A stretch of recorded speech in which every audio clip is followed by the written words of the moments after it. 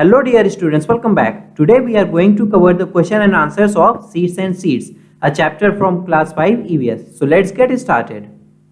The first question is, what things are soaked before cooking in your house? आपके घर में कौन सी चीजें सोक की जाती है, मतलब भिगोई जाती हैं पकाने के पहले? So rice, lentil, soybean, rajma, चना, चिकपी, पल्सेस, आपने देखा होगा आपकी मम्मी इसको भिगा करके पीसती हैं या बनाती हैं। ऐसा इसलिए किया जाता है ताकि वो सॉफ्ट हो जाए। तो अगर चने को आप ऐसे ही डायरेक्ट पकाएंगे, बहुत हार्ड होता है वो, इससे गैस मतलब फ्यूल भी बहुत खर्च होगा और टाइम भी बहुत वेस्ट होगा, इसलिए हम लोग इसको भिगो करके पकाते हैं। Next question is, what things to eat after sprouting? Sprouting मतलब अंकुरित होना, तो जड़ें जो निकलती हैं बीज से उसको स्प्राउटिंग बोलते हैं। तो उसको हम लोग खाते भी, बहुत फायदेमंद होता है बॉडी के लिए। वो कितना टाइम लगता है उसमें और कैसे स्प्राउट होता है इसको हमें लिखना है इसमें, ठीक है। तो वीट, चना, मूंग, लेंटिल्स, पीस, ये सारी चीजें हम स्प्राउट होने के बाद खाते हैं। स्प्राउटिंग के लिए हम लोग क्या करते हैं, पहले उसको सोक करते हैं, पानी में भिगो कर रख देते हैं ओवरनाइट, रात भर छोड़ दिया 6 से 12 घंटे के लिए। फिर सुबह हम उसका पानी निकाल देते हैं, ड्रेन कर देते हैं मॉर्निंग में। फिर उसको एक ड्राई क्लॉथ में, गीले कपड़े में लपेट करके रख देते हैं लगभग 12 घंटे 10 घंटे, डिपेंड करता है कौन से सीड है। तो नॉर्मली स्प्राउटिंग जो है 12 घंटे आफ्टर सोकिंग इतना टाइम लेती है। कमिंग टू द नेक्स्ट, क्या आपको कभी डॉक्टर या किसी और ने स्प्राउटेड सीड्स खाने के लिए बोला है? ऐसा क्यों बोला होगा?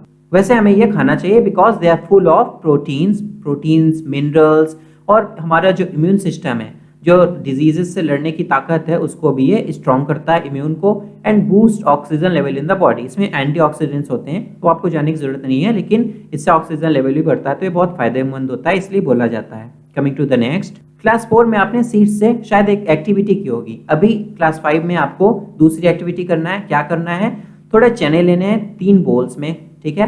5 चने फर्स्ट बोल में रखना है, उसको पूरा पानी से भर देना है। दूसरे बोल में क्या करना है, इतने ही चने आपको डालने हैं, और डैम्प पीस ऑफ क्लॉथ, मतलब आप रुई भिगा करके भी रख सकते हैं दूसरे में, ठीक है। उसमें 5 चने हैं और थोड़ी रुई भीगी हुई है, और उस रुई को आपको लगातार भिगा करके रखना है। जब वो सूख जाए फिर से भिगो दीजिए।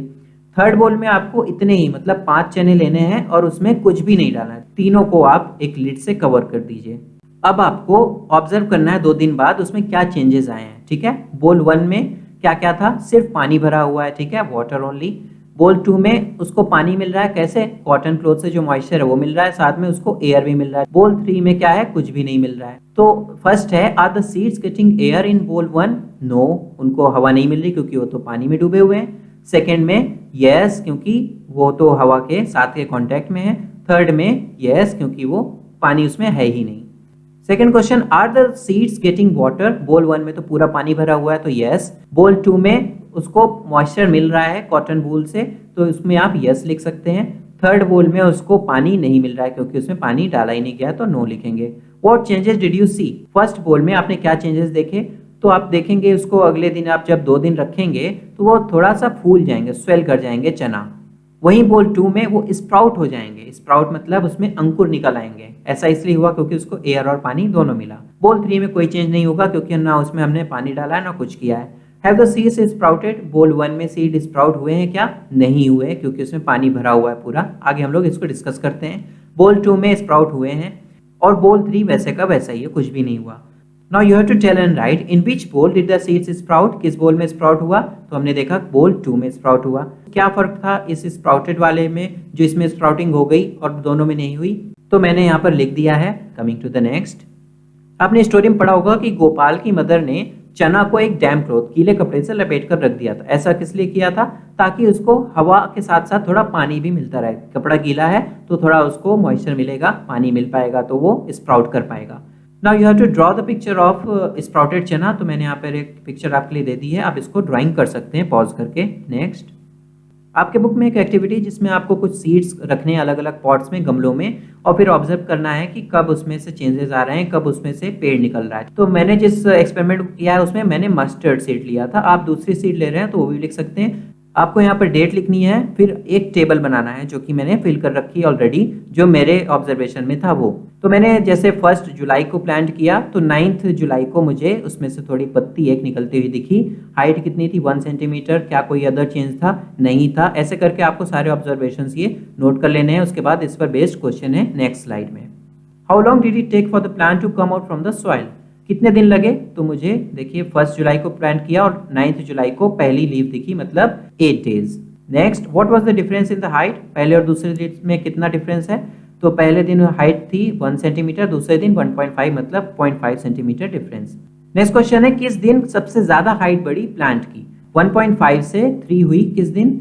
11 जुलाई वाले दिन। क्या डेली न्यू लीव्स आती थी? यस, क्योंकि मेरे ऑब्जर्वेशन में देखिए डेली ये प्लांट्स में लीव्स की संख्या बढ़ रही है, तो मैंने लिख दिया। Coming to the next, stem में उसके क्या चेंजेस आए? तो स्टेम उसकी थीकर, मतलब मोटी और स्ट्रांग हो रही थी जैसे जैसे दिन बीत रहे थे। अब जो बाकी सीड्स थी उसमें सबसे ज्यादा दिन कौन से सीड्स ने लिया?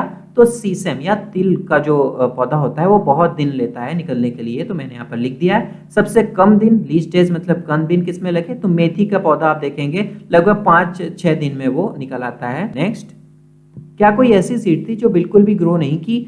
तो हो सकता है आपके एक्सपेरिमेंट में कोई ऐसी सीड रही हो जिसको धूप या पानी ना मिल पा रहा हो ढंग से, तो मैंने यहाँ पर लिख दिया। आप इस आंसर को नोट कर सकते हैं। Did anyone plants dry up और टर्न येलो? क्या आपके दोस्तों में से किसी का प्लांट सूख गया या येलोइश हो गया? तो हो सकता हुआ हो, तो मैंने यहाँ लिख दिया है कि मेरे एक दोस्त का हुआ येलो। किस वजह से हुआ? क्योंकि उसने बहुत ज्यादा उसमें पानी डाल दिया था। ठीक है, तो एक लिमिटेड अमाउंट में होना चाहिए सब कुछ। क्या होगा अगर पानी नहीं मिलेगा उन्हें? तो वो सूख जाएंगे, they would dry up. Next, अगर आपको मेरा कंटेंट अच्छा लग रहा है, you can subscribe straight from your heart. Okay, what is inside the seed? There are 2 parts inside the seed. Seed के अंदर 2 पार्ट होते हैं। आपने देखा होगा कोई बीज को आप जैसे चने को तोड़ेंगे तो एक हाफ होता है सेमी सर्कल टाइप का, तो वो क्या होता है? उसमें से एक पार्ट प्लांट बनता है, मतलब जो जमीन से ऊपर की ओर निकलता है, और एक पार्ट जो है वो रूट बन जाता है, जमीन के अंदर जाता है। ठीक है, how does a big plant grow from a tiny seed? आखिर कैसे होता है एक छोटी सी सीड से इतना बड़ा प्लांट?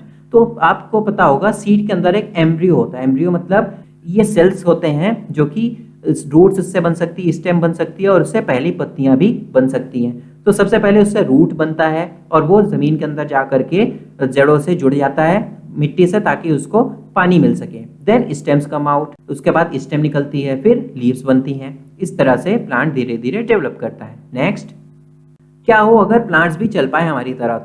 तो अगर प्लांट्स चल पाएंगे, आपके दिमाग में बहुत सारी चीजें आ रही होंगी कि क्या क्या कहाँ पर हम लोग, हो सकता है हमें रास्ते में आते जाके प्लांट्स मिल जाए, है ना? छत पर आप बैठे हैं, अचानक प्लांट भी चढ़ के आ गया, है ना? तो कितना इंजॉयफुल होगा। आपको एक पिक्चर भी बनानी है, तो मैंने यहाँ पर एक हिंट के लिए पिक्चर बना दी है। आप इससे और भी ज्यादा क्रिएटिव बना सकते हैं। नेक्स्ट इज, क्या कुछ प्लांट्स विदाउट सीड्स भी उगते हैं? बिल्कुल उगते हैं, जैसे कि बनाना। नेक्स्ट, आपके बुक में एक छोटी सी एक्टिविटी है जिसमें कि आपको अलग अलग, जितनी ज्यादा से ज्यादा तरह की हो सकती है, दोस्तों के साथ मिलकर के सीड्स इकट्ठा करना है, और उसके बाद एक चार्ट में बना करके उनके सारी चीजें जैसे शेप, साइज क्या है, तो मैंने आपकी हेल्प के लिए एक रेफरेंस के लिए बना दिया है। इसका शेप आप खुद से बना लीजिएगा। Name of the seeds, texture कैसा होता है, छूने में कैसा है, उसका कलर वगैरह मैंने यहाँ पर आपके लिए लिख दिया है। आप इसको नोट कर सकते हैं। आप वीडियो पॉज करके भी इसको नोट कर सकते हैं। नेक्स्ट, क्या आपने अपनी लिस्ट में सौंफ, एनीसीड, क्यूमिन, जीरा भी रखा है? तो आप देखेंगे मैंने यहाँ पर रख रखा है उसे। Next, which was the smallest seed? सबसे छोटी सीड कौन सी थी? और सबसे बड़ी सीड आपके कलेक्शन में हो सकता है इससे अलग हो, तो आप वो लिख सकते हैं, लेकिन मेरे जो कलेक्शन में है क्यूमिन सबसे छोटी है, जीरा, और सबसे बड़ा क्या है? मैंगो का सीड। ऐसी सीड्स की लिस्ट बनानी है जो कि आपके घर में मसाले के तौर पे यूज होती हैं, तो क्यूमिन और मस्टर्ड यूज होता है। नेक्स्ट, सीड्स ऑफ वेजिटेबल्स, तो क्यूकम्बर, लेडी फिंगर और टोमेटो दिखता है हमें। Seeds of fruits, mango, orange and Apple. Light seed जो हल्की होती है, इतनी हल्की का आप उसे फूकेंगे तो उड़ जाएगा, तो एनी सीड और क्यूमिन और जीरा। ठीक है, सीड्स विच आर फ्लैट, जो कि फ्लैट होती हैं, एप्पल, क्यूमिन और क्यूकम्बर। नेक्स्ट, अब आपको इसी तरह से जो अभी हमने देखा अलग अलग तरह के सीड कैसे क्लासिफाई किया गया था, उसी तरह से आपको और ग्रुप्स बनाने हैं जिसमें कैरेक्टरिस्टिक, मतलब उसकी क्या खासियत है उसके बेसिस पर ऐसी सीड्स हो जिसमें जो सीड्स पानी में डूब जाती हैं, सिंक कर जाती हैं। राउंड शेप्ड हो सकता है शेप के बेसिस पर। सीड्स जो कि पानी में तैरती हैं, सीड्स जो कि हवा में तैरती हैं, मतलब आप उसको हवा में जैसे उछालेंगे तो थोड़ी देर बाद वो फ्लोट करते हुए नीचे आती हैं। सीड्स जो कि हम खा सकते हैं डायरेक्ट उसको सोक करके या फिर पका करके। Next, do you know any games that you can play with seeds? बीज से बहुत सारे बच्चे, जैसे टैमरिन सीड से, इमली के जो बीज होते हैं उससे हम लोग बचपन में खेला करते थे, है ना? उसको बीज से तोड़ करके या फिर वैसे पूरा का पूरा करके उसको काउंट करना, इस तरह के गेम खेलते थे। We can also play a game of seed separation. आप ऐसा कर सकते हैं कि ढेर सारी तरह के सीड्स मिला दिया, उसके बाद देखा कि कौन सबसे लीस्ट टाइम में, मतलब सबसे कम टाइम में उसको सारी सीड्स को अलग कर पा रहा है, और जो टीम या जो प्लेयर उसे कर पाएगा वो जीत जाएगा। ठीक है, नेक्स्ट। क्या आपने कभी ऐसी सीड्स देखी हैं जो कि उड़ सकती हैं? मैंने लिखा है यस। उसको मेरे एरिया में उसको वर्ली बर्ड्स बोलते हैं, आपके एरिया में जो भी बोलते हैं उसको लिख सकते हैं। आपको सीड कलेक्शन में से कौन सी ऐसी सीड्स हैं जो हमने थोड़ी देर पहले एक बड़ी सी टेबल में बनाया था, जो कि उड़ करके आ सकती है, यहाँ से वहाँ हवा से वो जा सकती हैं? तो क्यूमिन और एनीसीड मुझे लगता है क्योंकि बहुत हल्की होती हैं ये दोनों, इसलिए वो यहाँ से वहाँ आसानी से हवा से उड़ के जा सकती हैं। नेक्स्ट। अब इन पिक्चर्स में देखना है और आपको गेस करना है कि आखिर सीड्स कैसे। देखिए इस गिलहरी हाथ में लेकर के सीड जा रही है, इसकी चोंच में ये सीड को फंसा करके ले जा रही है, और यहाँ पर एक ट्री है जिसका यहाँ पर ये देखो सीड गिर गया, और फिर क्या होगा, ये पानी जो है ये समुद्र के मान लो किनारे हुआ तो कितना दूर दूसरे देश दूसरे कॉन्टिनेंट में भी जा सकता है। इस तरह सीड्स ट्रेवल करती यहाँ से वहाँ। ठीक है, तो मैंने यहाँ पर अपनी आंसर लिख दिया है, आप इसे नोट कर सकते हैं। नेक्स्ट। कुछ सीड्स जैसे सोयाबीन पॉड्स अचानक से वो फटते हैं और तेजी से आवाज आती है और उसकी सीड चारों ओर बिखर जाती हैं। क्या आपने कभी ऐसा साउंड सुना है? अगर सुना तो आप लिख सकते हैं यस, वरना नो। अगर एक ही जगह सारी सीड्स होती, यहाँ से वहां ना जा पाती, तब क्या प्रॉब्लम होती? ये होता कि वहां पर मान लो हम लोग जैसे घर में पौधे लगाते हैं तो क्या करते हैं, थोड़ी दूरी उनके लिए छोड़ कर रखते हैं ताकि वो डेवलप कर पाए। सबके लिए थोड़ी मिट्टी ज़रूरी है, थोड़ा उनको एरिया चाहिए, है ना। अगर सब एक ही जगह सीड गिर जाएंगी, मान लो पेड़ के नीचे सारी गिर गई, वहीं पर सारे पौधे उगने लगे, अब उनको ना ढंग से मिट्टी का उनको मिल पा रहा है, ना ढंग से पानी मिल पा रहा है, सब एकदम कॉमन हो गया, इसलिए जगह और न्यूट्रिएंट्स की कमी से वो मर सकती हैं। नेक्स्ट। अब आपको लिस्ट बनानी है सीड्स यहाँ से वहाँ कैसे जाती हैं। विंड से जा सकती हैं, वाटर पानी में बहकर के, जैसे हमने देखा animals are an important source of seed dispersal, मतलब सीड्स को यहाँ पर फैलाने में एनिमल अननोइंगली, अनजाने में ही उसके बॉडी पर कहीं मान लो सीड लग गई, वो जाकर के कहीं बैठा, बहुत दूर दूर एनिमल जाते हैं, वहाँ पर उसकी सीड गिर गई, वहाँ पर एक पौधा उगाया, है ना, इस तरह। और ह्यूमंस भी, हम लोग भी यहाँ से वहाँ सीड्स को लेकर के जाते हैं और प्लांट करते हैं। बर्ड्स भी जैसे हमने पिक्चर में देखा, वो भी यहाँ से वहाँ उसको ट्रेवल करने में हेल्प कर सकती हैं। Next question is what all was grown in India long ago. बहुत पहले क्या क्या उगाया जाता था इंडिया में? क्या मैंगोज और बनानास भी ग्रो किए जाते थे? दूसरे देशों से क्या क्या चीजें आई, लोग आते जाते तो ट्रेवल करके ले जाते थे ना, जो उनको पसंद आता था। सबसे पहले क्या क्या ग्रो किया जाता था, मैंने यहाँ लिस्ट बना दी है, ये सारी चीजें ग्रो की जाती थी। और मैंगोज और बनानास बहुत पहले से वहाँ पर ग्रो किए जाते हैं। टोमेटो और पोटैटो, ग्रीन चिली, कैबेज, ये सारी चीजें कहाँ से आई? अदर कंट्री से। अब खाने में अगर टोमेटो नहीं होगा, ये तो लगभग हर एक सब्जी में पोटैटो और टोमेटो पड़ते ही पड़ते हैं, तो इसके बिना लाइफ तो इमेजिन करना बहुत मुश्किल है ना।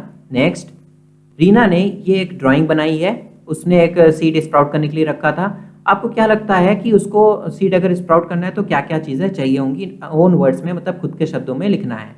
और रीना की सीड कैसी लगेगी अगर उसको ये सारी चीजें नहीं मिलती जो कि स्प्राउटिंग होने के लिए चाहिए? तो पहले लिख लेते हैं क्या क्या चीजें चाहिए होती हैं स्प्राउटिंग के लिए। स्प्राउटिंग के लिए वाटर एंड एयर चाहिए। तो अगर रीना की सीड को एयर और वाटर दोनों नहीं मिल रहा है तो उसमें क्या, नो चेंज आएगा, कोई फर्क नहीं पड़ेगा। अगर उसको सिर्फ पानी मिल रहा है तो वो स्वेल करेगी, जैसे चना फूल जाता है। अगर उसको सिर्फ हवा मिल रही है तो कुछ भी नहीं होगा, जैसे 3 बॉल एक्टिविटी में हमने करके देखा था। ठीक है, नेक्स्ट। अब आपको ये चीज़ें ड्राइंग करके दिखानी है, तो ये मैंने पिक्चर बना दी है। देखिए सीड्स विदाउट वाटर, पानी आप नहीं दोगे और सिर्फ हवा में रख दोगे तो ऐसे रहेगा, ये नॉर्मल जैसे रहते ही सीड्स वैसे रहेगी, कोई फर्क नहीं है इसमें। अब इसमें अगर आप पानी भर दोगे और हवा नहीं मिल रही तो ऐसे ये फूल जरूर जाएगा, लेकिन उसमें कोई फर्क नहीं पड़ेगा, स्प्राउटिंग नहीं होगी। ठीक है, अगर आपको ये वीडियो और चैनल हेल्पफुल लगा तो प्लीज़ इस चैनल को सब्सक्राइब जरूर कर लें और बेल नोटिफिकेशन भी प्रेस कर दें। Thanks for watching.